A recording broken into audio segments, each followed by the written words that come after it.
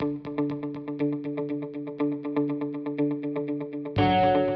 the beginning, Jason Van Zyl was doing a lot of Maven training, Maven consulting, things like that. Maven, in those days, in 2007, was really the hot new thing. There was a lot of hype around it, and there was a sort of an insatiable demand for knowledge. And so in the early days, we were focused on providing products for the Maven ecosystem and quite literally going out and training people how to use Maven, how to do things the right way.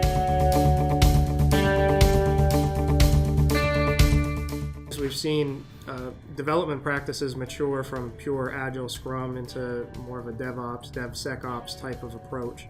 And we've also seen the rise of containerization. And those two things are pretty important because the DevOps aspect of that has really brought the developers more to the forefront, and a big focus on what works for developers is now really key for how companies develop applications. And that was always one of the initial focuses of the company, was to make building software easier and more repeatable, and to integrate into the tools that developers were already using.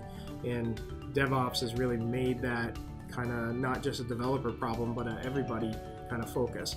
The containerization, likewise, has taken a lot of the concepts that Maven first sort of introduced around the componentization and binary reusability and composability, and taken that and extended it beyond just the applications, but now all the way into effectively the operating system and the entire application stack itself.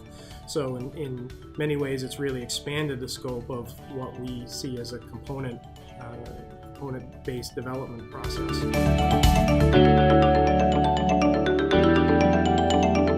I think it's really exciting to see that last year Central had 87 billion downloads, and Maven Central Repository is the largest repository in the world of Java, and so pretty much everything Java has come from something that we've hosted at Sonatype. That's pretty amazing.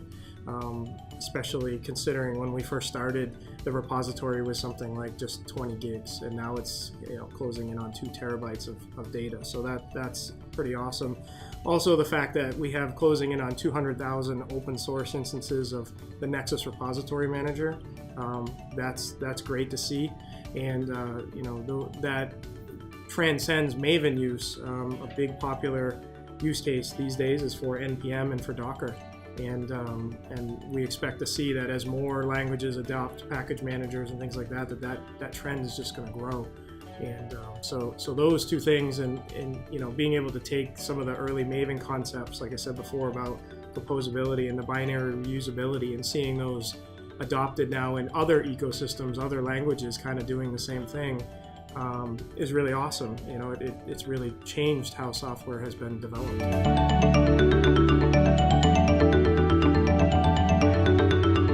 In the early days, a lot of our customers were asking about, from a risk or governance perspective, asking how to control things from a licensing perspective. Everybody was afraid of the GPL, and that was the primary focus.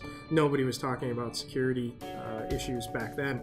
I think it's great to see now that there's a lot of tools in the market that are doing that are shifting further into development to get developers aware. I think it's great to see that developers generally are paying attention to this and wanting to do the right thing. And it wasn't that many years ago that wasn't even something that people considered, or that from a development perspective, that was considered to be security's problem. And so I think that's also part of the benefit of DevOps and DevSecOps. It's basically made it everybody's problem, and finding a solution that works for everybody is now key, and that's really how we've thought about the problem this whole time.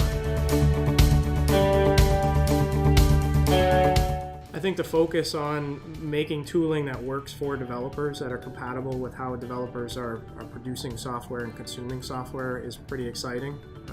It harkens back to the beginnings of trying to make Maven work in the IDE and those types of things, but I think now what we're seeing is that organizations have matured to the point where that's a key requirement for how they approach solving the problem. Whereas before, a lot of places looked down on development and tried to throw toll gates and other restrictive types of processes in place. I think now it's become very much a a top of mind concern that they need to out innovate their competitors, and to be able to do that, they need to empower the developers, not restrict developers. And so I think that of all the changes and all the things looking forward, I think that's probably the most exciting one. And I think that path has lots of ways to go, and will continue to make developers even more productive.